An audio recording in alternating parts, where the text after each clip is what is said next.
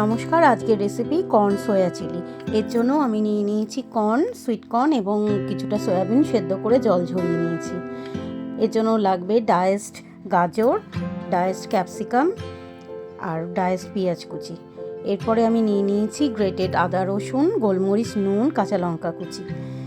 আর নিয়েছি 2 চামচ soya sauce, 2 চামচ টমেটো সস, চিলি সস এবং 1 চামচ ভিনিগার, সামান্য একটু চিনি।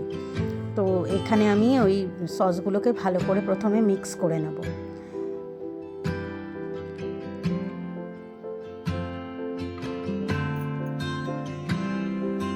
ভালো করে মিক্স করা হয়ে গেলে 2 চামচ সসের মিক্সচার এই সয়াবিনের মধ্যে দিয়ে দেবো সামান্য একটু কিছুটা 2 চামচ মতন কর্নফ্লাওয়ার, আর সঙ্গে দেব আমার গ্রেট করে রাখা আদা রসুন, নুন এবং গোলমরিচ। সেটাকে ভালো করে মিক্স করে সামান্য এটার মধ্যে অ্যাড করে দেবো।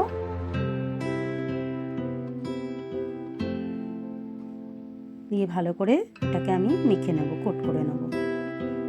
তারপরে গরম তেলে আমি এগুলোকে একটা একটা করে ছেড়ে সেগুলোকে লালচে করে ভেজে তুলে নেব।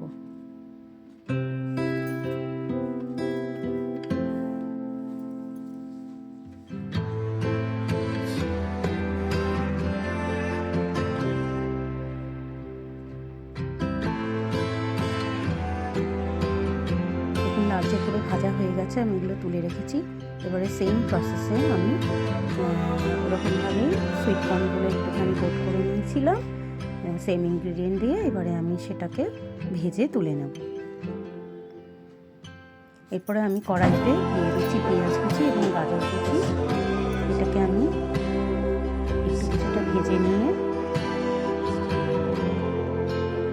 খুব একটা বেশি ভাজবো না, সামান্য নাড়াচাড়া করবো কিছুক্ষণ। এর মধ্যে দিয়ে দেবো গ্রেট করা আদা রসুন, গোলমরিচ এবং কাঁচা লঙ্কা কুচি এবং দিয়ে দেবো ক্যাপসিকাম। সব কিছুকে ভালো করে মিক্স করে নিয়ে এরপরে আমি দিয়ে দেবো ওই ভেজে রাখা সোয়া এবং কর্নগুলোকে।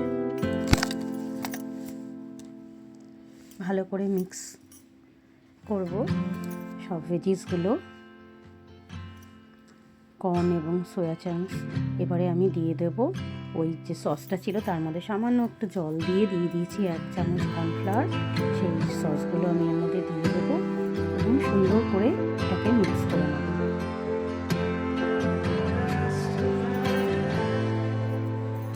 এরকমভাবে বানিয়ে খেয়ে দেখতে পারেন, ভীষণ ভালো লাগে। জলখাবারে বা অ্যাজ আ ইভিনিং স্ন্যাক্সও এটা খেতে পারেন। তো ভালো লাগলে অবশ্য ট্রাই করবেন, আর একটা লাইক দেবেন ও কমেন্ট করবেন। তো তৈরি আমার সোয়া কর্ন চিলি ব্রেকফাস্টের জন্য।